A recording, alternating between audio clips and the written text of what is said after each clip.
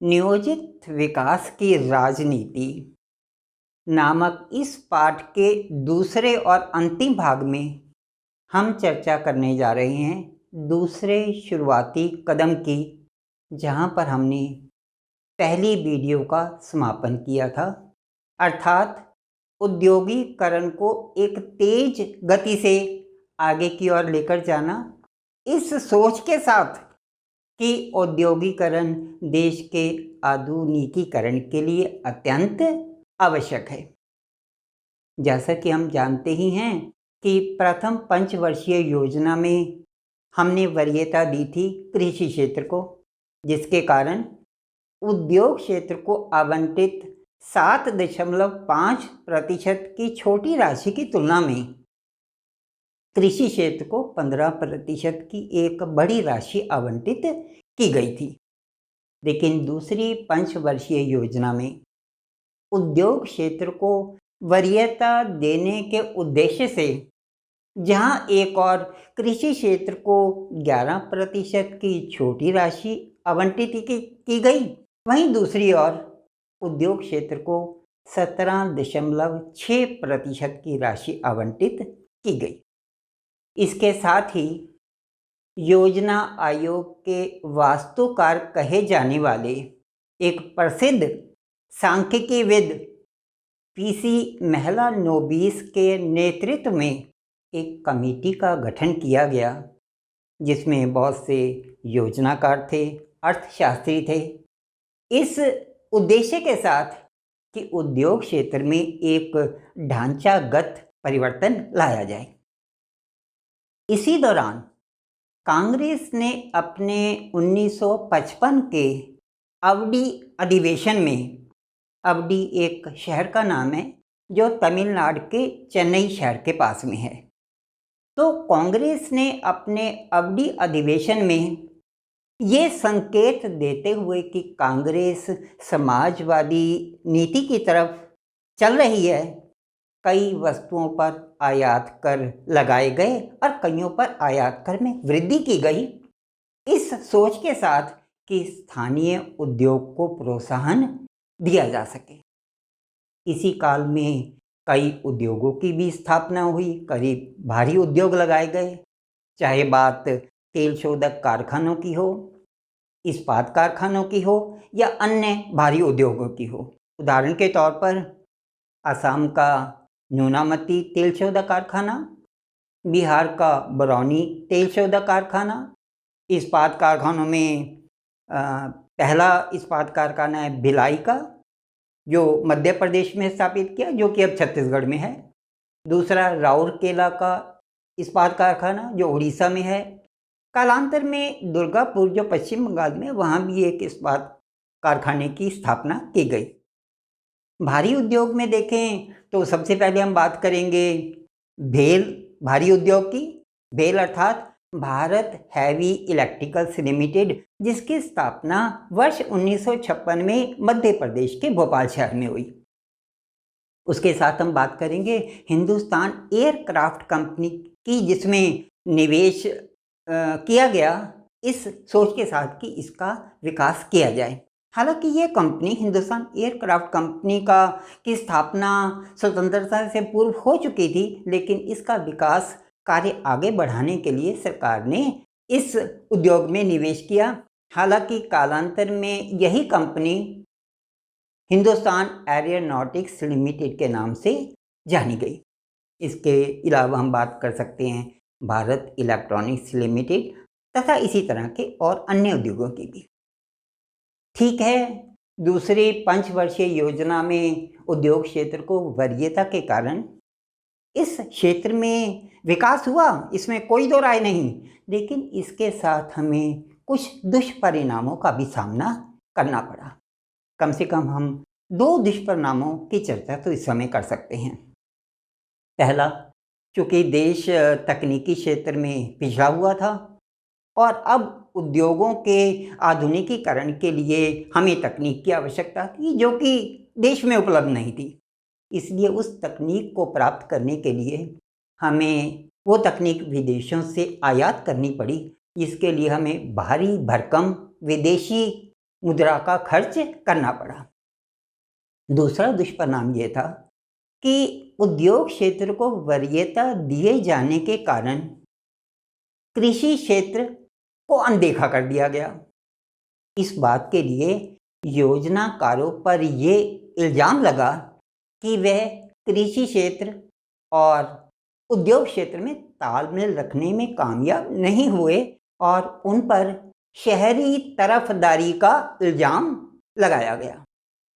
साथ ही कई कांग्रेसी नेताओं, जैसे हम बात करें एक गांधीवादी अर्थशास्त्री जेसी कुमारप्पा की, उन्होंने भी कृषि क्षेत्र पर ध्यान ना दिए जाने के कारण चिंता जाहिर की। साथ ही पूर्व प्रधानमंत्री और एक प्रसिद्ध कांग्रेसी नेता चौधरी चरण सिंह, हालांकि उन्होंने बाद में कांग्रेस छोड़ दी और अपना एक राजनीतिक दल कायम किया जिसका नाम था भारतीय लोक दल, उन्होंने भी इस बात की वकालत की कि आर्थिक विकास के लिए कृषि को आर्थिक विकास के केंद्र में रखना आवश्यक है। इन आलोचनाओं की क्षतिपूर्ति के लिए केंद्र सरकार ने राज्य सरकारों को ये निर्देश दिए कि भूमि सुधार के लिए उठाए गए कदमों को सख्ती से लागू किया जाए, उनका अनुपालन किया जाए और साथ ही सिंचाई क्षेत्र में नई परियोजनाओं को जल्द से जल्द लागू किया जाए, जिससे कि उद्योग क्षेत्र और कृषि क्षेत्र का आपस में तालमेल बिठाया जा सके। लेकिन कई नीतिकार अभी भी इस पक्ष में थे कि सही आर्थिक विकास के लिए उद्योग क्षेत्र में निवेश अत्यंत आवश्यक है, जिसके बिना भारत गरीबी के चक्र से बाहर नहीं आ सकता। इस समय जबकि हम दूसरे शुरुआती कदम की विस्तृत चर्चा कर चुके हैं, अब हम बात करते हैं तीसरे शुरुआती कदम की, अर्थात परिवहन और संचार पर सरकार का ध्यान केंद्रित करना। जैसा कि हम जानते हैं और सरकार इस बात को समझती थी कि परिवहन क्षेत्र, कृषि क्षेत्र और उद्योग क्षेत्र दोनों के लिए रीढ़ की हड्डी का काम करता है। अर्थात जहां एक और कृषि उत्पाद को एक स्थान से दूसरे स्थान पर ले जाने के लिए, अर्थात कृषि उत्पाद की ढुलाई के लिए परिवहन की आवश्यकता है, वहीं दूसरी ओर कृषि संयंत्रों और उद्योग के लिए वांछित भारी संयंत्रों के एक स्थान से दूसरे स्थान पर ले जाने के लिए परिवहन की भी आवश्यकता होती है। इस सोच के साथ सरकार ने समय समय पर रेल मार्ग और सड़क के निर्माण के कार्यों में अपना प्रयास जारी रखा, जिससे कि ये क्षेत्र पिछड़ा ना रह जाए। दूसरी ओर संचार क्षेत्र, सब जानते हैं कि संचार क्षेत्र उद्योग और व्यापार के लिए अत्यंत आवश्यक है और इसको आधुनिक अर्थात बाकी देशों के समकक्ष रखने के लिए सरकार ने इसके अंदर भी कई प्रयास किए और इसको आधुनिक रखा, जिससे कि उद्योग क्षेत्र और व्यापार क्षेत्र से जुड़े लोगों को किसी प्रकार की कठिनाई ना हो। इस समय जबकि हम तीनों शुरुआती कदमों की चर्चा विस्तार रूप से कर चुके हैं और लगभग इस पाठ के समापन पर हैं, तो हम चर्चा करने जा रहे हैं एक महत्वपूर्ण तथ्य की, जो इस प्रकार है कि आर्थिक विकास और सामाजिक न्याय को साथ साथ लेकर चलना बहुत ज़रूरी है। इस तथ्य से हमारा क्या तात्पर्य है वो समझ लेते हैं। अब वास्तव में ये जिम्मेदारी अब सरकार की होती है कि वो अपना आर्थिक विकास का लक्ष्य पूरा करने के लिए कौन सी नीति का निर्धारण करती है, लेकिन साथ में उसे ये भी सुनिश्चित करना होता है कि उसके नागरिक सामाजिक न्याय से वंचित ना रहें। अर्थात सामाजिक न्याय की कीमत पर किसी भी सूरत में आर्थिक विकास स्वीकार्य नहीं है, अर्थात आर्थिक विकास को स्वीकार नहीं किया जा सकता। ये ऊपर की गई चर्चा को समझने के लिए पॉस्को के उदाहरण से कोई अच्छा उदाहरण नहीं हो सकता। ये पास्को का उदाहरण क्या है, आइए इसे भी समझ लें। वास्तव में पास्को एक ऐसी कंपनी है जो इस्पात का उत्पादन करती है। इसका पूरा नाम है Pohang iron and steel company, जिसका मुख्यालय दक्षिण कोरिया के पोहांग शहर में है। असल में वर्ष 2005 में पॉस्को और उड़ीसा सरकार के बीच में एक अनुबंध हुआ, एक इस्पात का कारखाना लगाने के लिए भुवनेश्वर के समीप एक शहर में, एक कस्बे में। अब जब भी किसी बड़े उद्योग की स्थापना होती है तो इससे दोनों तरह के पहलू, सकारात्मक और नकारात्मक पहलू जुड़े होते हैं। आइए हम एक एक करके इनकी चर्चा कर लें। सबसे पहले हम चर्चा करने जा रहे हैं उन बिंदुओं की जो इस उद्योग स्थापना के सकारात्मक पहलू से जुड़े हैं। पहला, किसी भी संस्था द्वारा पूंजी निवेश, खासतौर पर यदि वो विदेशी कंपनी है तो किसी भी संस्था कंपनी द्वारा पूंजी निवेश आर्थिक विकास के लिए एक शुभ संकेत है उस राज्य के लिए जिस राज्य में ये उद्योग लगाया जाना है। इस तरह नंबर 2, इस तरह के उद्योग लगाए जाने से वहाँ के लोगों को रोजगार मिलता है। तीसरा, इस तरह के उद्योग से विदेशी मुद्रा का अर्जन होता है, अर्थात विदेशी मुद्रा देश में आती है। और चौथा, इस तरह के उद्योग से स्थानीय व्यापारियों को आर्थिक लाभ होता है, अर्थात उनको कारोबार मिलता है। अब हम चर्चा करने जा रहे हैं उन बिंदुओं की जो इस उद्योग स्थापना के नकारात्मक पहलू से जुड़े हैं। पहला, उद्योग लगाए जाने से उस क्षेत्र के लोग जहाँ पर उद्योग लगाया जाना है वे विस्थापित हो जाते हैं। नंबर 2, विस्थापित हुए लोगों की जीविका का प्रश्न खड़ा हो जाता है। और तीसरा, पर्यावरण को खतरा, अर्थात इकोसिस्टम में असंतुलन। अब जैसे ही 2005 में सरकार और पॉस्को कंपनी का अनुबंध हुआ, कंपनी ने अपना निर्माण कार्य आरंभ कर दिया। अब वे लोग जो इस उद्योग के लगाए जाने से प्रभावित हो रहे थे, विशेषकर जगजीतपुर के लोग, उन्होंने कंपनी के कार्यालय के बाहर प्रदर्शन आरंभ कर दिया। बहुत संख्या में पुरुष एवं महिलाएं जो स्थानीय ग्राम पंचायतों और अन्य संगठनों से जुड़े थे, ये लोग वे भी प्रदर्शन में शामिल हो गए।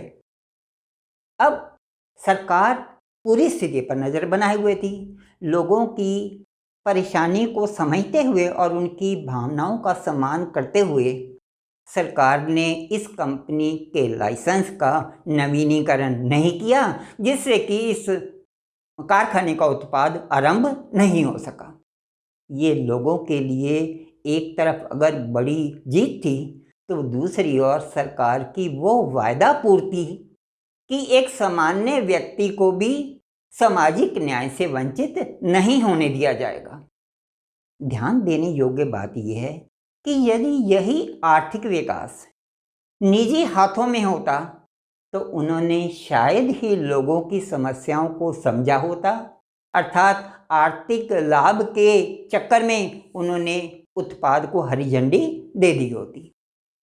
बेशक इस तरह के बड़े उद्योग के स्थापना के कारण विचार विमर्श का विषय बन सकते हैं, आपसी मतभेद का कारण बन सकते हैं, लेकिन यदि वे अधिकारी जो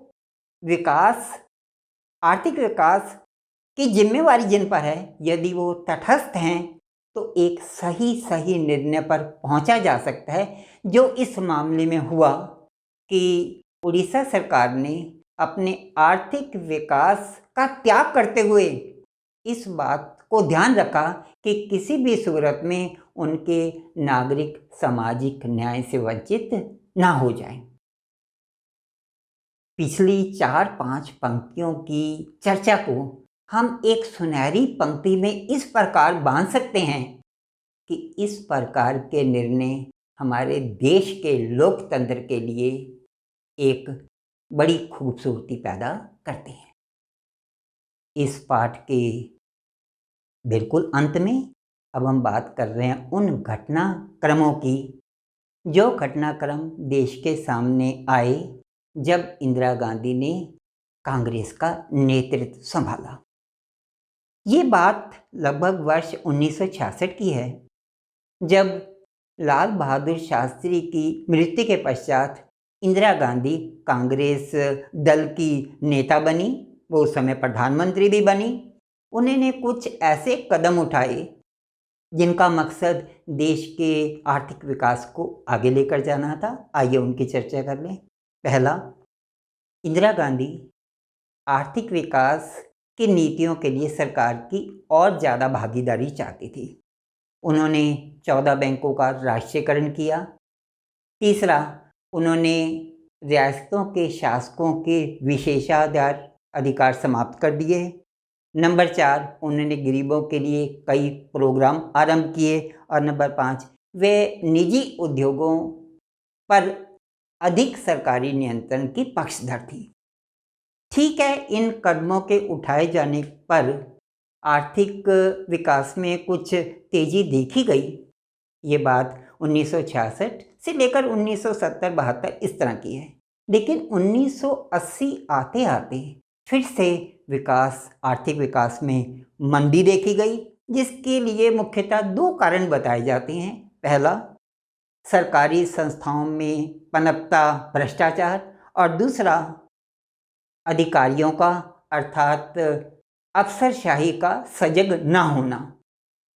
इन बातों से एक सामान्य व्यक्ति ये सोचने लगा कि शायद आर्थिक विकास अकेले सरकार के बूते की बात नहीं है, अर्थात इसमें निजी हाथों का भी योगदान, निजी संस्थाओं का भी योगदान उतना ही आवश्यक है।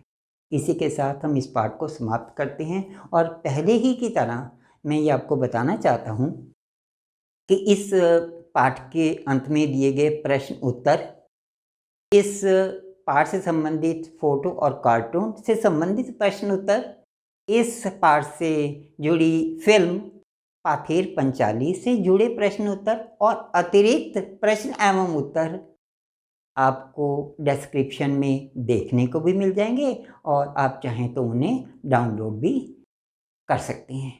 इसी के साथ कि आपने वीडियो देखी, आपका बहुत बहुत धन्यवाद।